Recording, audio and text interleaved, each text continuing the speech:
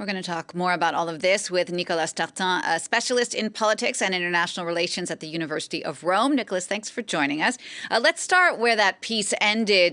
Marine Le Pen's protege, Jordan Bardella, the new leader of the far-right party. I mean, do you think he could eventually become not just the presidential candidate here in France, but the president? Well, it's a good question, isn't it? Look, Jordan Bardella is still quite a young politician. He's not yet 30. I think it would be a big step up for him to be the presidential candidate in 2 years' time. I think Marine Le Pen, this would have been her fourth attempt as presidential candidate. She's built up a certain trust with voters over the years and has increased her percentage of the vote at each of those three elections. I think it's putting the Rassemblement National into a little period of reflection here about what they can do in terms of trying to overturn the decision, and also, what they should do in terms of who will be the candidate if Marine Le Pen isn't. He is obviously the logical choice. He's the president of the party, whereas Marine Le Pen is the leader of the 100-plus parliamentary group in the National Assembly. I think maybe the concern would be for the party elites that perhaps Bardella doesn't quite have the experience to launch a presidential candidacy. Perhaps he has a strong showing with young voters and he's built that up on social media. But there may be some older voters who might be traditionally aligned with the Rassemblement National and with Marine Le Pen, who might be less confident about voting for somebody who is, still in his late 20s and would take up the presidency in his early 30s. I think the age factor may be an issue. The other thing is, with this ban or not, it's not that straightforward for the Rassemblement National to get a majority of votes in the second round of the presidential election. It's a two-candidate election in the second round. And to get that victory, you need to get a majority. And that's always been difficult for a party that, is still perceived historically to be on the fringes of the party system, even if it's done a lot to mainstream itself in the last decade.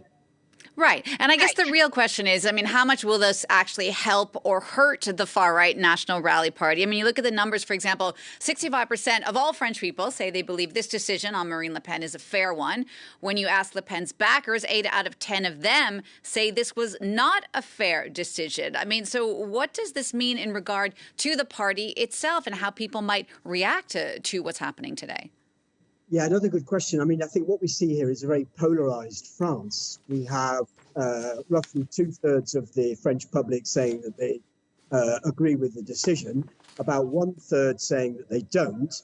And that 1/3 is primarily made up of potential Le Pen voters because she was polling around about 35% in the latest polls, which came out just before this court case was actually decided.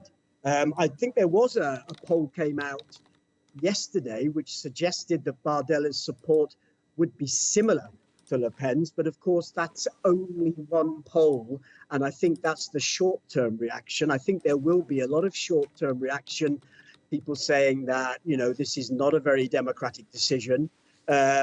And in fact, we've seen politicians across the political spectrum who seem uncomfortable with this, whether it's Mélenchon on the left, whether it's the Prime Minister Bayrou, or whether it's Darmanin, the Minister for Justice. There seems to be some element of uncomfortableness with the decision.